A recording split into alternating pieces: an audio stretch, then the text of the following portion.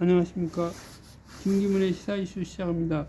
오늘은 윤석열 대통령의 법률안 제2요구권에 대해서 이야기를 해보겠습니다.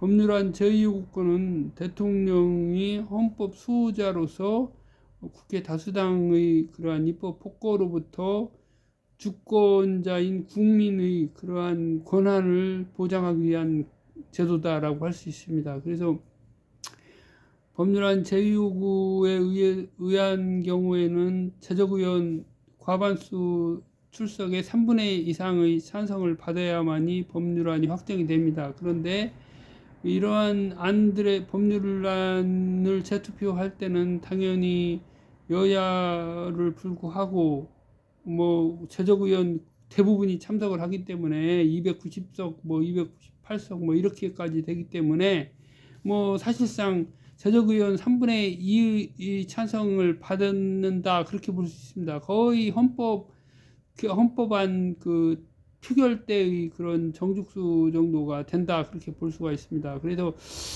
이제 이 윤석열 씨가 현재까지 9건의 법률안 제2요구권을 행사를 했습니다. 양국관리법, 간호법, 방송상법, 노란봉투법, 김건희 특검,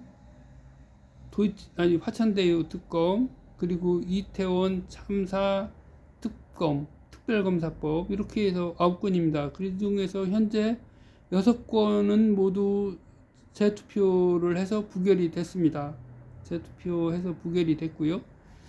그 다음에 이제 오늘 이태원 압사 참사에 대한 그 특검안을 국무회의에서 정기 국무회의에서 제2요구권 행사하는 거로 해서 심의 의결을 거쳤고, 대통령은 이러한 국무회의의 의결에 불구하고 법적 효력은 없기 때문에 대통령이 자유롭게 판단할 수가 있다 그렇게 그렇게 되어 있습니다. 그래서 이제 우선 그러한 현재 재투표된 안건들을 한번 살펴보겠습니다. 양국관리법 같은 경우에 이제 그 일정한 그 양국의 구매를 통해서 가격을 유지해주는, 그래서 이제 여당 쪽에서는 이것이 그 벼 재배 면적을 늘리거나 고착화시킴으로써 결국은 그 벼 산업의 경쟁력을 약화시키고 농민들이 현실에 안주하게 되는 그런 면이 있다 그렇게 주장을 하고 있습니다. 그러면서 그러한 가루쌀 재배 등을 재배와 이러한 면적 확대, 일정 기간 동안 수매를 통해서 농가 소득을 보전하는 그런 방식으로 가야 된다 주장을 하고 있습니다. 현재 우리나라 쌀값이 외국 쌀값보다 2배 정도 비싸다, 2배, 3배 가까이 비싸다는 얘기도 있습니다. 그리고 현재 밀가루 같은 경우도 가루쌀 역시도 밀가루하고는 경쟁이 안 되겠죠. 그리고 중요한 거는 벼는 말 그대로 우리나라 국민들의 주식이기 때문에 식량 안보와 직결이 된다 그렇게 할 수가 있습니다. 그래서 1980년대에 보면은 전 세계적인 기후 이변으로 이상기후로 인해서 그 벼 작황이 극도로 나빠졌을 때 메이저 식량 그러한 기업들을, 세계적인 메이저 식량 기업들이 그 가격을 폭등시켜 갖고 많은 국민들이 상당히 고통을 겪었습니다. 그러한 상황을 보면 우리가 이번에 국회에서 전략물자에 관한 그러한 이제 조달 또는 그 비축 그런 제도를 도입을 했습니다. 저도 이거에 대해서 국회에 여러 번 건의를 한 적도 있습니다. 왜냐, 그 화물차 관련된 하여튼 그 기름 때문에, 첨가물 때문에 그 국민들이 고통을 겪었지만 그것뿐만 아니라 히토류로도 그랬고요. 과거 사례를 보면 구리라든가 뭐 이런 것도 있습니다. 그래서 그런 것들을 봤을 때 전략물자를 관리하는 조직이 필요하다라고 해서 제가 국무총리실로 보냈었는데, 그때 당시에 국무총리실에서 여기저기 핑퐁을 쳤었습니다. 그런데 아무튼 우리나라의 주작물인 벼를 그냥 경제 논리로만 대응할 수 없다는 것은 분명합니다. 그리고 그래서 이 양곡관리법에 대해서 여당이 사실상 그 참여를 안 함으로써 부결시켜 버리는 그런 걸 했고요. 그리고 노란봉투법 같은 경우도 보면 그 이제 우리나라 경찰들이나 이런 경우 국가기관들이 그 친기업적인 그런 행태를 많이 보여왔습니다. 예전에 삼성에서 그 노조가 결성이 됐을 때 그 자살을 했는데 시신 빼돌리기에 경찰이 개입돼서 처벌받은 사례, 그런 것들이 있습니다. 그런 것처럼 현재도 우린 정부조차도 몇십억짜리 소송을 특정 국민 몇 사람을 지정을 해서 소송함으로써 사실상 자살하게 만드는 그런 꼴을 하고 있습니다. 그것이 뭐 물론 여야를 가리지 않고 계속돼 왔던 사건이고요. 뭐 문재인 정부라고 다르지 않았습니다. 그 전도 마찬가지고요. 그렇지만 이것은 헌법 질서적으로나 봤을 때나 또는 대법원 판결이나 이런 거를 봤을 때도 합당하지 않습니다. 그렇다면 제도를 개선해 나가야 되는 것이 당연함에도 여당은 그것을 뭐 기업들이 뭐 경쟁력이 약화된다는 그런 얼토당토한 이야기로 구렁이 담 넘어가듯이 넘어가려고 합니다. 방송 3법을 보겠습니다. 방송 3법도 사실상 방송 잔악을 추진하고 있는 윤석열 씨와 그 정부에 대한 어느 정도의 공정한 방송을 보장하기 위해서는 필요하다. 다만 그럼에도 불구하고 과도하게 많아지는 이사수, 특정 단체들에게 추천권을 과도하게 줌으로써 발생할 수 있는 문제들도 있습니다. 분명히.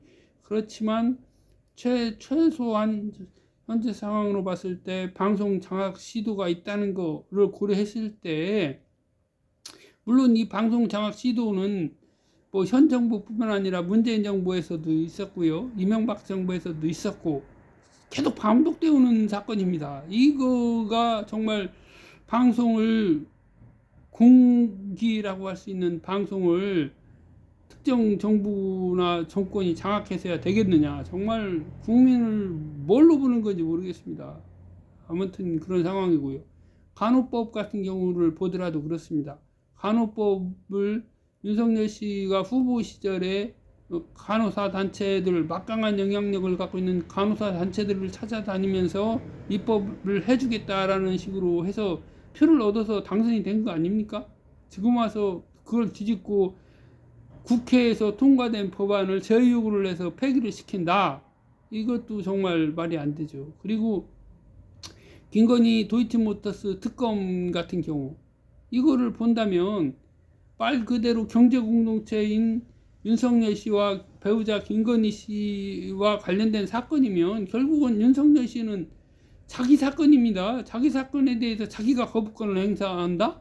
이 헌법기관인 대통령으로서 이런 결정을 하고 이걸 시행해도 헌법기관조차도 아무런 뭐 누구 하나 뭐 논평 한마디 발언 한마디 하는 거 없고 오로지 탄핵해 오면 헌법재판소에서 판단한다, 이런 식인데, 이게 과연 대한민국의 헌법기관들이 정말 헌법기관으로서 역할을 하고 있는지 정말 의심스러운 대목입니다. 또한 정당도 마찬가지입니다. 국민의 힘을 보자면 아무리 같은 당이라고 하더라도 헌법을 지켜야 할 것은, 그러한 의무는 국민이나 뭐 대통령에게만 있는 것이 아닙니다. 정당도 국고 보조금을 짓고 헌법에서 정한 목적은 민주적 기본 질서를 지키고 그러한 민주주의를 그 체질화해서 정당 내부로부터 민주주의를 확고하게 함으로써 어떠한 국가 위기 시에도 민주주의가 유지가 되도록 하는 그러한 제도적 장치였던 겁니다. 그런데 지금 현재의 정당들을 보면 여야 할 것 없이 사실 그렇습니다. 그리고 화천대유 특검 같은 경우를 보자면 화천대유 특검 역시도 윤석열 씨가 부산저축은행 사건의 당시에 수사에 관여된 부분 또한 그 현재 방송통신위원장인 김홍희 씨가 당시에 관여된 부분들이 있었다.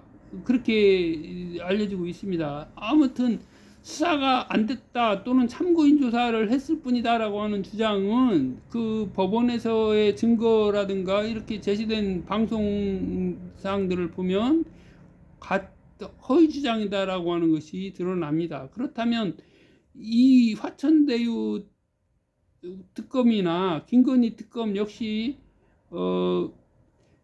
배우자 김건희 씨나 그 윤석열 대통령이 관련된 사건이므로 이 두 사건에 대해서는 거부권을 법률안 제의요건을 행사하는 것 자체는 자기 사건에 대해서 자기가 대통령이 권한을 행사하는 것이기 때문에 권한 남용이다라고 볼 수밖에 없다고 봅니다. 그리고 이번에 이태원 참사를 보면 이태원 참사에 대해서 윤석열 씨나 그 정부에서 진정한 사과를 한 사람이 아무도 없습니다. 예? 159명인가요? 그렇게 많은 분들이 사망을 하셨는데 돌아가셨는데 뭐 그분들이 뭐 범죄로 사망한 것도 아니고요. 무슨 아니면 사고로 사망한 것도 아니고요. 이거는 사실 사고가 아니라 인재일 수밖에 없는 겁니다. 그래서 이번에 그 서울 경찰청장이죠. 그 김광호 씨인가요? 그 서울 경찰청장이 이번에 기소가 됐죠. 이번에 기소가 됐는데 그 보도에 따르면 여러 차례 그 강화를 해야 된다. 그 질서 유지 인력을 강화해야 된다라고 하는 보고가 들어갔음에도 그걸 묵살했다는 겁니다. 그렇게 해서 사건이 발생을 했고, 그러면 제가 볼 때는 이 부분은 왜 그렇게 됐느냐. 대통령실을 청와대에서 국방부 청사에 있는 다 과거에는 합동참모본부라고 돼 있는 저도 그때 예전에 공무원을 재직을 할 때 제가 거기 들어가 본 일이 있습니다. 그 업무 관련으로 해서 몇 번 왔다 갔다 한 일이 있는데 그 합동참모본부 그 건물이 대통령실인데 거기가 용산 아닙니까? 그래서 그렇다면은 서울 경찰청장이면 차기 경찰청장 후보자가 되는 사람인데 대통령이 용산에 있고 바로 앞에서 보이는데 그 경비 인력을 어디로 보냈겠습니까? 이건 뭐 눈 찍고 봐도 그렇고 그렇지 않아도 그렇고 3교대 4교대 하는 경찰 인력들이 엄청나게 쏠렸을 겁니다. 그러니까 인력을 빼주지 않은 겁니다. 뭐 볼 것도 없는 거죠. 그런데 그러한 상황이면 윤석열 씨가 청와대를 굳이 용산으로 옮기면서 이러한 사건이 촉발이 됐다라고 볼 때 당연히 사죄함과 동시에 윤석열 씨는 후보 시절에 정부 청사로 옮기겠다고 그랬지 용산으로 옮기겠다고 안 했습니다. 예?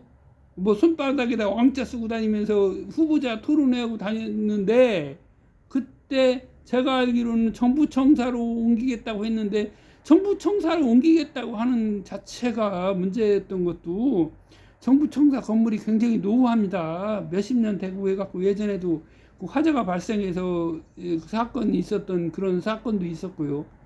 이런 상황인데 처음부터 애초에 불가능한 얘기를 국민과 가까운 데다가 대통령실을 만들겠다 해갖고서 결국은 그것도 처음부터 공수표 공약을 남발한 겁니다. 그러면은 윤석열 씨는 대통령 공약을 제대로 이행한 것이 사실 아무것도 없습니다. 심지어 대통령 공약을 이행한 거라고 하는 그 병사 월급 200만 원 해주겠다라고 해갖고 지금 병사 월급하고 간부 월급하고 차이가 별로 없어갖고 간부들 월급을 또 올려준다 이렇게 되는 거 아닙니까? 도대체 뭐 판단력이 전혀 없습니다. 뭐 하나 제대로 하는 것이 없단 말입니다. 그래서 지금 제가 볼 때는 이렇게 그 자기 가족들의 비리 사건을 덮고 자기 장모 사건을 덮는 데는 온갖 혈안이 몰두하고 이태원 압사 참사 같은데 진정한 사과 한마디 안 하는 이런 사람이 과연 대통령이 자격이 있는가? 또한 제가 볼 때는 윤석열 씨는 뭐 부동시라고 그러는데 부동시는 나빠졌다 좋아졌다 하지를 않는다고 하는데 말이죠. 그런데도 부동시로 해서 병역 면제를 받았다라고 주장을 하고 있는데, 그렇다면 병역 면탈 사범으로 의심되는 사람이 대통령을 하고 있다 이렇게밖에 볼 수 없는 겁니다. 이런 민주주의 국가가 세상에 어디 있습니까? 이게 지금 9번이나 법률안 제2요구권을 행사를 하고요. 정상적인 법률안 제2요구권도 있죠. 물론 있겠죠. 뭐 없다고는 할 수 없을 겁니다. 그렇지만 이렇게 사심이 개입된 이러한 사익을 위한 법률안 제2요구권 정말 말이 안 되는 거고요. 저는 그래서 이번에 총선을 통해서 반드시 야권이 다수 의석을 차지함으로써 윤석열 씨에 대해서 합당한 국민적인 판단을 통해서 올해 선거를 새로 해야 되지 않을까 그렇게 생각을 합니다. 국민은 안중에 없는 이러한 대통령이라고 하면 자기가 손바닥에 쓰고 갖고 다닌 것처럼 자기는 왕이라는 겁니다. 5년 동안 자기는 왕이다? 그렇다 그러면 자기가 수사를 해서 탄핵받게 만든 박근혜 씨는 어떻게 된 겁니까? 그래서 이건 정말 말이 안 되는 얘기고요. 오늘 김기문의 시사이슈 이것으로 마치겠습니다. 감사합니다.